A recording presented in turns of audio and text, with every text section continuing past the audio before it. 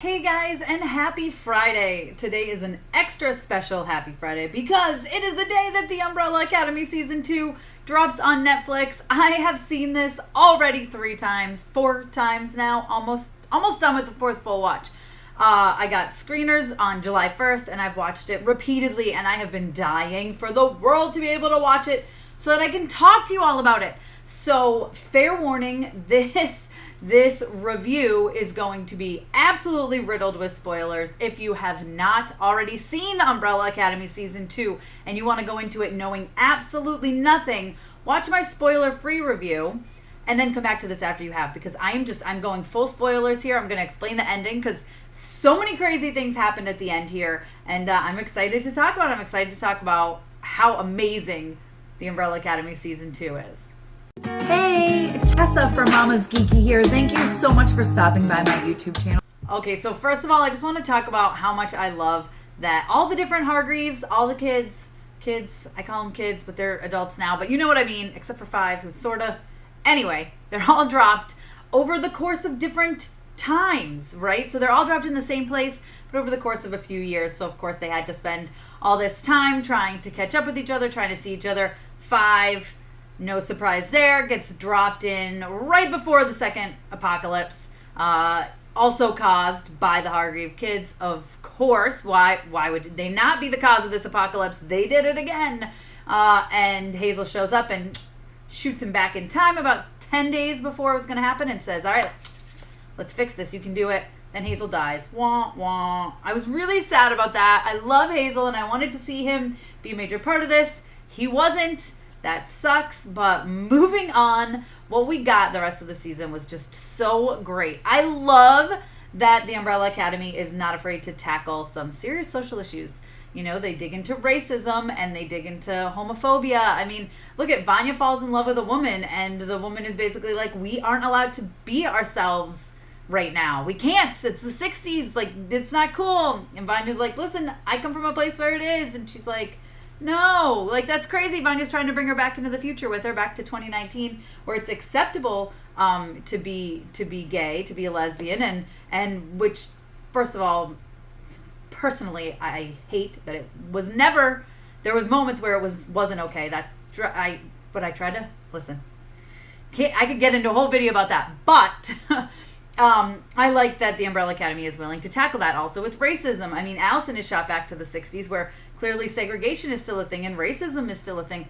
Unfortunately, still a thing now. And it's kind of like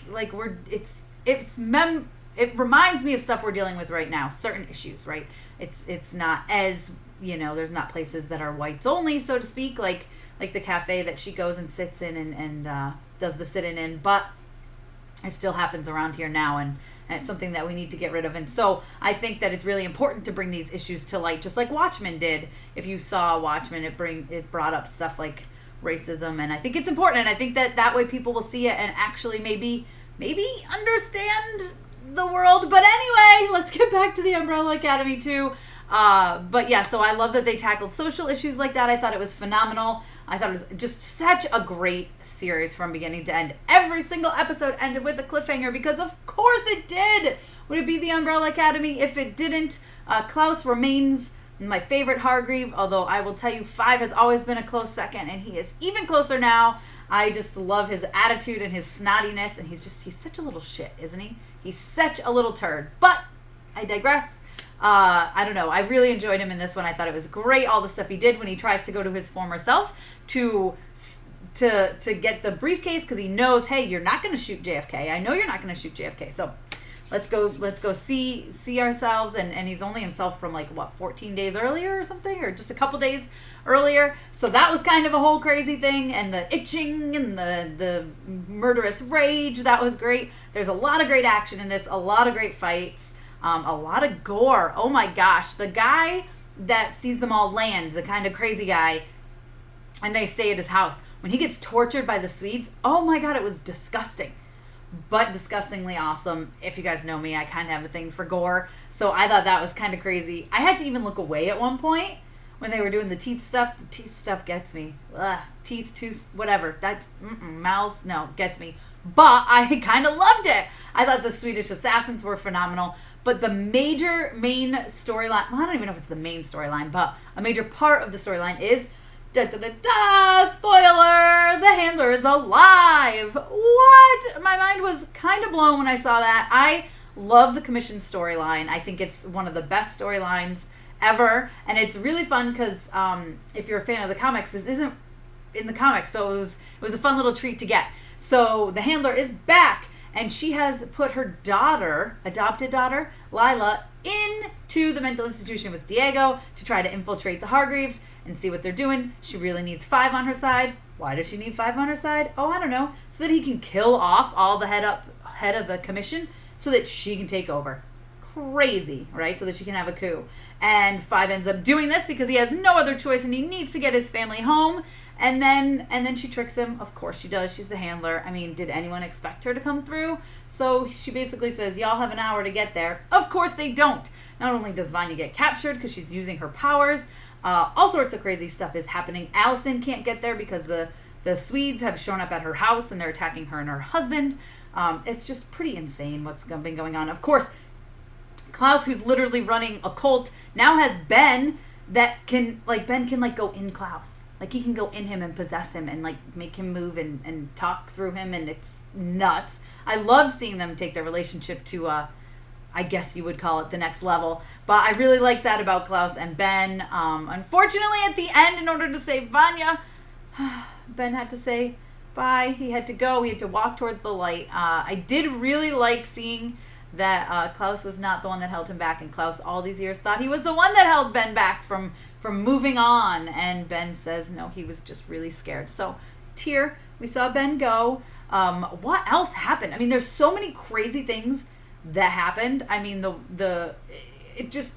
there's so many things. I can't even think of all the things to share with you guys. But the JFK thing was crazy. When you find out that Vanya being tortured is actually what causes the apocalypse, right? She's being tortured. They think she's a Russian spy. She blows up a building. And so what happens is JFK thinks that was an assassination attempt, and he thinks it was the Russians. So they end up declaring nuclear war, go back and forth, and boom, they end the world a little bit earlier than 2019. So yeah, that was pretty insane and pretty crazy. Obviously, the Hargreaves end up stopping it. Yay! All thanks to Ben. I love that Vanya started off this season with amnesia, and it took her a long time to really come into her own. And it was actually really great because she was able to learn and control her power, which she was never able to do before, if you remember season 1. And I loved how she became sort of a surrogate stepmom type character to Harlan.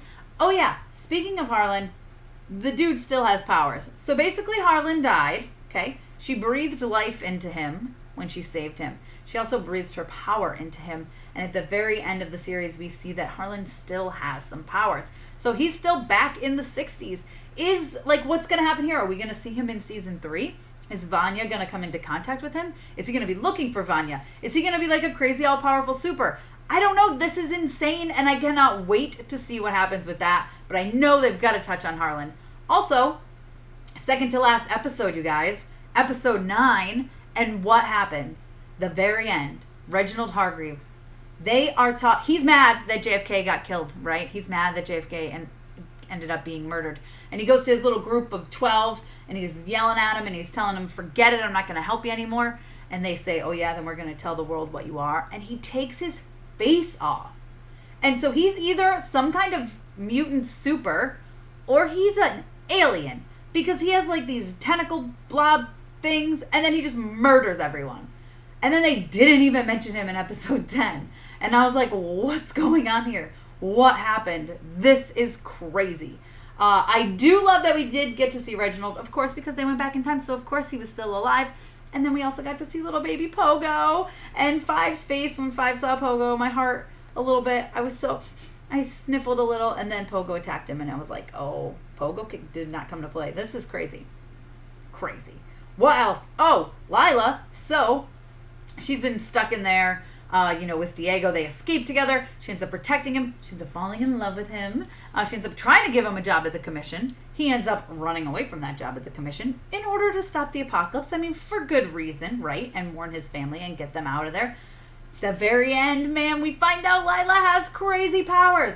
Obviously, like her power is to replicate other people's powers. She's kind of like Rogue. Seems like she can only do one at a time, and she needs to be in close proximity of them. I'm not sure if she has to touch them. I've watched it a few times, and I don't think that is the case. I think she just needs to be, in the presence of them. So that was nuts when she just starts using all their powers. When she takes Allison's, and Allison says, I heard a rumor, and she says that you stop breathing. That was crazy, and she just took over Allison's powers and tried to kill her. It was nuts. It was just absolutely crazy. And then you come to find out, of course, Lila is one of them. She was born on the same day. She's a sibling, so to speak. Of course, not biological.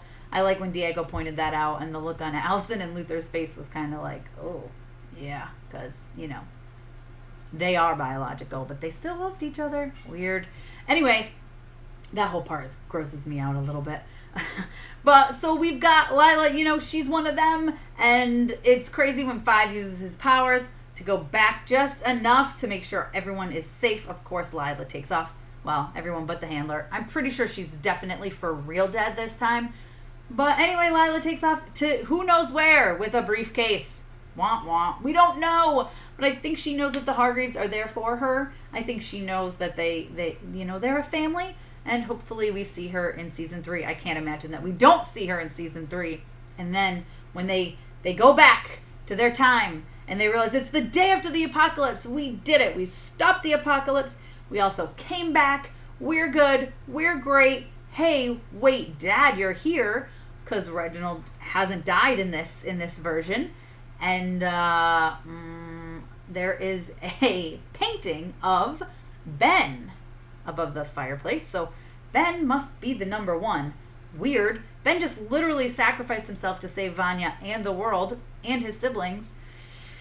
Well, guess what? They turn around and there's Ben and a bunch of other kids. So Reginald did, in fact, adopt a bunch of children, just not the same children. So I can't wait to see what's going on with this group of kids, like what their powers are, what's going on there. I'm so excited to see what season 3 brings us. And I'm glad we didn't lose Ben. Even if we're probably going to end up with a douchey Ben instead of a really nice Ben.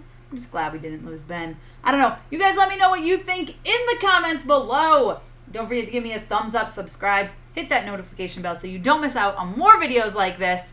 And let me know what you're looking forward to in season 3 of The Umbrella Academy.